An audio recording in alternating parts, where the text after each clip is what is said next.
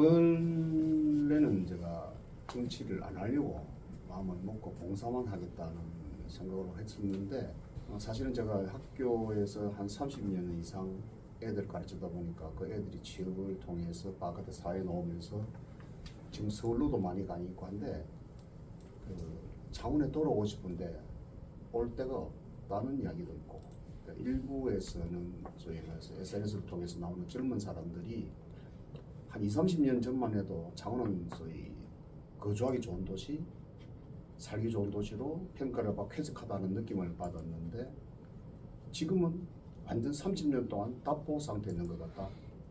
그래서 정말 이게 우리가 사는 곳이 맞는가 할 정도로 회의감을 느낀다는 그런 이야기를 제가 본 적이 있어요. 그러다 보니까 이건 정말 내가 여기서 제가 창원에서만 살아온 지가 64년 정도 되는데 그러다 보니까 좀 책임감이 느껴지더라고요. 야 이거 정말 앞에 쓰는 건 잘못했나? 그건 잘 모르겠는데 어떻든 야 내가 이거 나서서 좀 틀을 고쳐놓고 나가야 되겠구나라는 그러한 생각이 들어서 제가 출마를 생각을 하게 됐어요. 네. 역시 그 차은대 총장님 저 이전에 또 교수님 하시다 보니 학생들이 또 그 미래가 걱정이 되셨나 봅니다. 예. 근데 지금 학생들이 그 가지고 있던 그 고민을 해결을 하시려면 뭔가 좀 그분들의 해결책을 이미 마음속에 많이 가지고 계실 것 같은데 이번 기회를 통해서 한번 말씀해 주시죠. 사실은 정답을 말씀드리기는 어렵고 그 젊은이들이 무엇을 갈구하는가를 들어봐야 될 것 같아서 지금은 제가 학교를 나온 지도 제법 됐고 해서 사람은 아직도 파악이 안 됩니다만 사실은 젊은 사람들과 어떤 언론 창구가 만들어져서 대화를 통해서 제가 숙지를 해야 될 부분이 있어야 되는데 제일 큰 것 중에 하나가 뭐냐면 이 창원이 답답하다는 생각도 저도 들었거든요. 저도 정년 퇴직을 한 지 3년이 지났는데 젊은 사람들이 생각하는 이 삶의 거주가 너무 비싸다. 옛날에 한 10년 넘었나? 땅값이 비싸서 이 노동자들이 장류를 많이 넘어갔어요. 네. 예.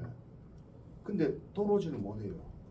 우리 창원대학교 교수님들도 장류를 많이 가셨는데 장류의 땅값은 그대로, 집값은 그대로 여기는 오르다 보니까는 다시 돌아올 수 없는 도시가 되어버렸어요. 그 다음 또 하나는 노동자들도 많이 갔어요. 김해와 장류로. 그런데 그분들이 일하러 올리면 이 트래픽 잼이 걸려가지고 굉장히 고충을 많이 겪고 있는 데다가 올 수 있는 길이 없어요. 특히 젊은 사람들. 그 젊은 사람들이 와서 아이도 낳고 생활할 수 있는 그 여건을 마련해 줘야 되는데 과거에는 제가 중앙에 있을 때는 그 토지 변경, 소위 그거를 그린벨트를 풀려면 국토부에서 관할을 했었는 것을 한 12년 됐죠. 그게 이제 각 지방자치단체장으로 이관됐어요. 그래서 그린벨트를 풀 수 있는 여력은 단체장이 할 수 있다. 지금 그러니까 그 지금 주신 말씀은 청년들 또는 이제 지금 장류를 넘어가는 노동자들에게 정지 여건 개선을 한번 해보고 싶다는 그렇죠. 하시는 거죠. 그런 여건을 가지고 있는 창원 지역에 있는 충분한 그린벨트를 해제할 수 있는 지역이 좀 많아요. 그래서 그러한 거를 시가 관리를 해서 아주 저렴하게 임대주택을 만들어 최소한 10,000호 이상을 만들어서 그래서 젊은 사람들이 다시 컴백할 수 있는 길을 만들어주고 아이들이 잘 살 수 있는, 잘 클 수 있는 그런 도시로 만드는 게 그 애들한테 희망을 줄 수 있지 않을까라는 생각을.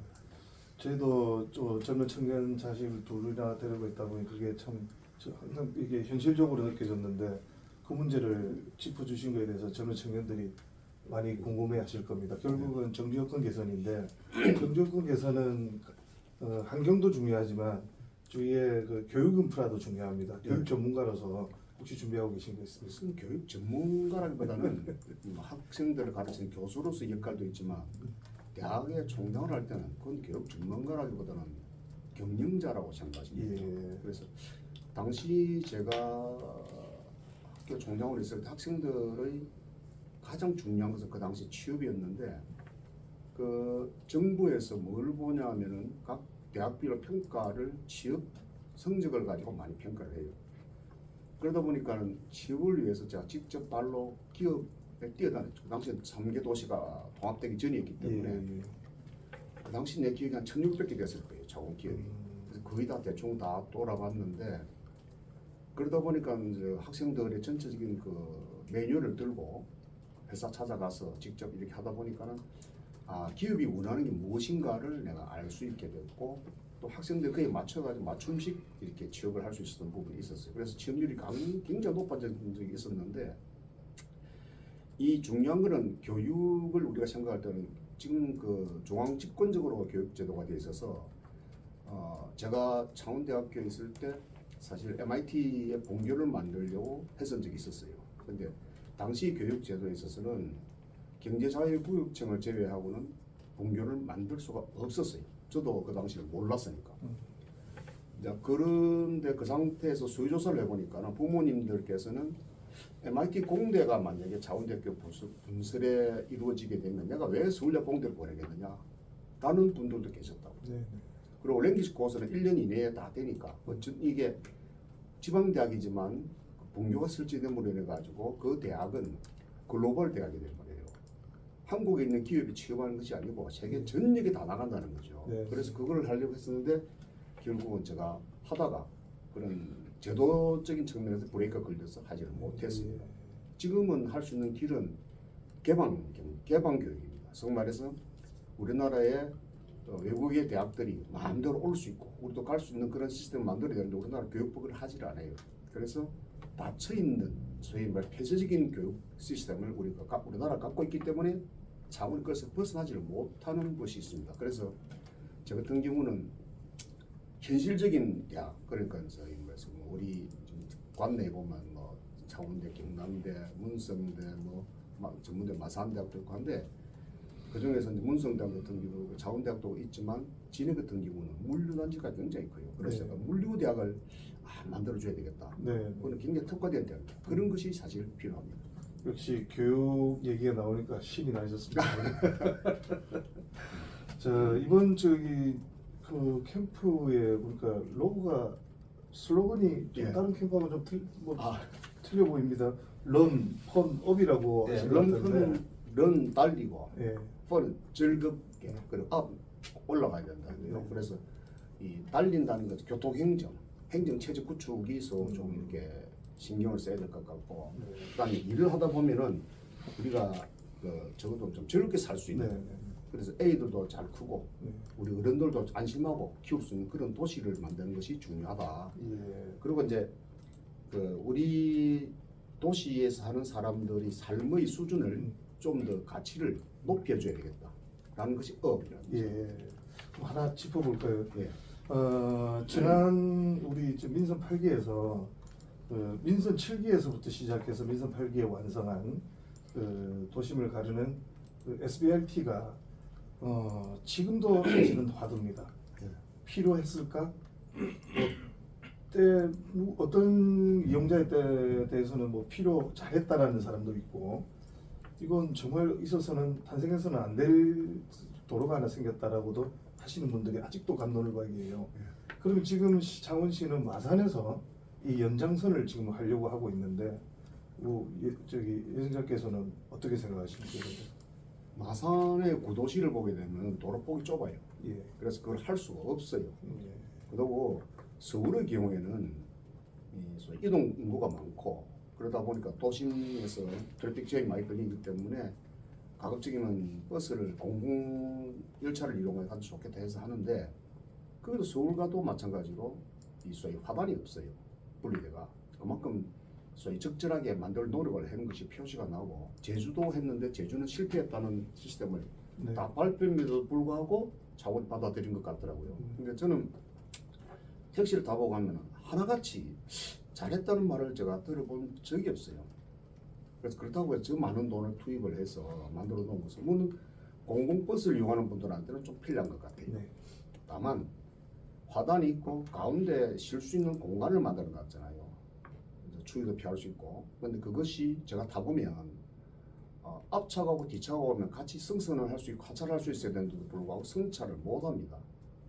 너무 네. 좁아서. 예. 그래서 그러한 것들을 너무 광가지 않았나라는 생각이 들고 이런 것들은 사실은 제가 처음에 이제 사실은 뭐 누구든지 가 물어볼 때 제가 시장한테 제가 뭐 이야기를 할 때 내가 그렇게 하는 게 아니고 이런 것도 주민들이 뭘 바라는가를 네. 공청회를 열어서 이야기를 들어보라. 전문가 이야기를 같이 포함을 시켜가지고 그래서 저희 답을 찾아가는 것이 옳지 않겠는가 라는 생각을 하고 현재는 서로 마상가 넘겨 육고강정으로 간다는 것은 저는 바람직하지 않다고 생각을 하고 있는 것도 사실 조정을 해야 되지 않을까. 물론 마음대로 하는 것이 아니라 공청회를 통해서 시민 이야기를 들어서 하는 게 좋지 않을까라는 생각을 합니다. 네, 아마 그 방금 주신 생각은 저도 택시를 타보면 뭐 비슷한 말씀들을 많이 해주십니다. 그러면 아까 도시에 대해서는 얘기를 하셨으니 참 이게 말이 쉽습니다. 즐겁게 살게 해주는 거. 저 행정 정책이 청년들에게 즐거운 환경을 만들어주고 문화를 만들어준다고 하는 말은 참 쉬운데 이 실천이 그렇게 쉽지 않습니다. 재정이 동반돼야 되는 일인데 혹시 가지고 계신 생각이 있으신지? 재정이라고 하는 부분은 물론 우리는 이제 공무원들 생각에서 국가가 주는 돈을 가지고 그 지역의 지방자치단체에서는 세금을 가지고 움직이려고 하는데 그 생각을 좀 바꿀 필요가 있을 것 같아요. 그다음 또 하나는 도시 이용 계획을 보게 되면 우리 창원시 같은 경우는 저도 사실은 창원대학교의 도서관을 갖다가 풀어서 제가 총장실 그랬습니다. 그래서 창원 시민이 주민지가 돼 있는 또 주민등록증이면은 책을 대출해 줬어요. 그러니까 직원들이 하는 말이 반납 안 하면 어떻게 해요? 라고 하더라고요. 그래서 내가 아니, 반납 안 하면 창원 시민들 집에 있겠지. 그래서 창원대학교에서 한 25% 정도가 해소가 안 됐더라고요. 네. 그래도 그것은 어차피 우리 창원 시민들 서가에 있기 때문에 누가 보지 않겠는가. 그래서 열어라. 그리고 오픈을 해준 적이 있어요. 지금도 그렇게 할 거라고 저는 생각하고 있는데 바로 옆에 사객장 뒤에 보면 우리 창원에 도서관이 있습니다. 예, 있습니다. 지금 도서관이 잘 돼 있어요. 예. 저도 이제 정리랑을 몇 번 가본 적이 있는데 그 도서 어디 있냐? 사객장에 돼 있습니다. 도시면 너무 멀어요. 누가 그 길 갑니까? 승용차 있는 사람 몇 사람만 가지 갈 사람이 없어요. 그래서 소위 말해서 행정 체계를 빈 곳이 있으면 갖다 가지고 거기다가 뭘 지어서 땜빵 하나씩으로 만들고 이렇게 소위 말해서 효율적으로 되지 않는다는 거죠. 그래서 근접 거리가 아주 가까워야만 되고 시장도 가까워야 되고 장로볼 애도 걸어가서 갈 수 있고 도서관도 옆에 있고 이렇게 만들어지는 그런 시스템을 구축하는 것이 더 중요하지. 그래서 구조적으로 잘못된 것을 하나로 만드는 것이 더 필요하고 우리 지금 상남 도서관 이런 것도 있는데 그 도서관을 확충해서 시립으로 만들어가지고 활용하는 방법을 만들고 오히려 차라리 그런 외곽에 있는 이용하지 않는 도서관은 다른 시스템을 도입해서 만들어가지고 할 수 있는 걸 찾아야 되지 않겠는가.